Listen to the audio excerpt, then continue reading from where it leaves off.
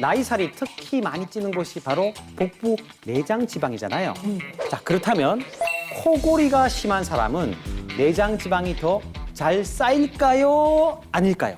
하나, 둘, 셋. 어려운데? 나만 어머 마른 사람이들 코골이를 하는 걸 제가 잘 들어보고 코에 찌는 것도 아니고. 그죠? 네, 그래서 그럴 수 있어. 그렇죠. 마른 분들도 코를 보시는 분들 혼란이 있어요. 있을까요? 그렇죠. 근데 코골이가 심하신 분들이 이 코 이 안쪽에 진짜 살이 쪄가지고 이게 맞아요. 소리가 나는 거라고 알고 있어서 아마 내장 지방이 쌓이신 분들이 코골이가 심하다. 그죠. 저는 그렇게 생각해서 맞아요. 저도 마찬가지예요. 저도 아까 뭐 일부에서도 들었겠지만 뭐 수면 무호흡증이랑 연관이 있다는 소문을 들어가지고 네.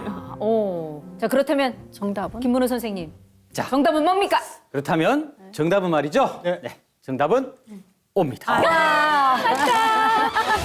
코골이가 심한 수면 중 무호흡증 환자들은요, 상대적으로 수면 시간이 부족할 수밖에 없어요. 실제로 한 연구에 따르면요, 7시간 이상 적당히 수면하면서 수면 중 무호흡증이 없는 사람들에 비해서 5시간 미만으로 짧게 자면서 수면 중 무호흡증이 있는 분들은 내장 지방량 증가 위험이 약 4.4배 증가했다고 합니다. 4.4배면 어마어마한 예, 수치잖아요. 자, 그런데 복부 비만의 주 원인인 내장 지방은요, 생명과도 직결되어 있기 때문에 아하. 중장년층은요, 복부 나이살 관리에 더욱 신경 쓰셔야 하고요. 실제로 허리둘레가 5cm 늘어날 때마다 질병으로 인한 사망률이 약 10% 이상 증가한다고 합니다.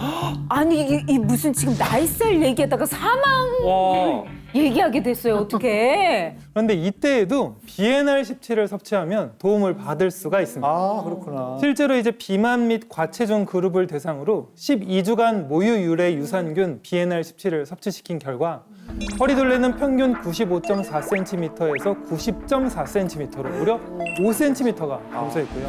체중, 복부의 내장 지방, 체질량 지수도 유의미하게 개선되었다고 합니다.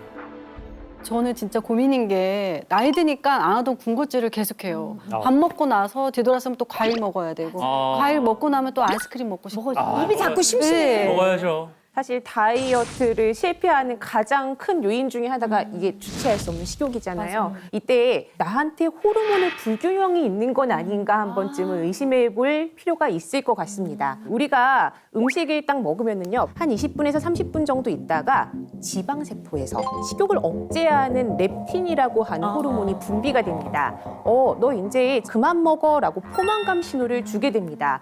그래서 우리가 이제 그만 먹어야지 하고선 숟가락을 딱 내려놓게 되면 사실은 큰 문제가 안 생겨요. 그런데 문제는 배가 부른데도 내가 계속 먹게 되면은 뇌에다가 끊임없이 그만 먹어 신호를 보내니까 뇌가 이제 과부하 걸리는 거예요. 그러니까 내가 이제 그 신호를 무시하기 시작합니다. 이걸 이제 렙틴 저항성이라고 하는 거예요. 그래서 우리의 식욕이 렙틴이 저항성이 생기면은 더 억제가 안 되는 거예요. 우리 내가 이렇게 렙틴 잔소리 듣다가 질려가지고 그냥 귀를 이렇게 아우 싫어 그냥 닫아버린 거잖아.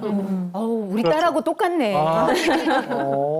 정말 딱 맞는 비유인데요. 근데 이때도 BNR17을 섭취하면 렙틴 호르몬의 균형을 맞춰서 올바른 식욕 개선에 도움을 받을 수가 있습니다. 실제로 한 실험에서 쥐에게 10주간 BNR17을 섭취하게 했더니 대조군에 비해 렙틴 호르몬 생성이 억제된 것을 확인할 수 있었는데요. 이는 BNR17이 렙틴의 저항성을 좀 해소하고 식욕 억제 호르몬의 균형을 맞추는데 도움이 됐다는 의미입니다. BNR17이 호르몬 균형까지 맞춰준다고 하니까 뭐 더 이상 바랄 게 없는데요?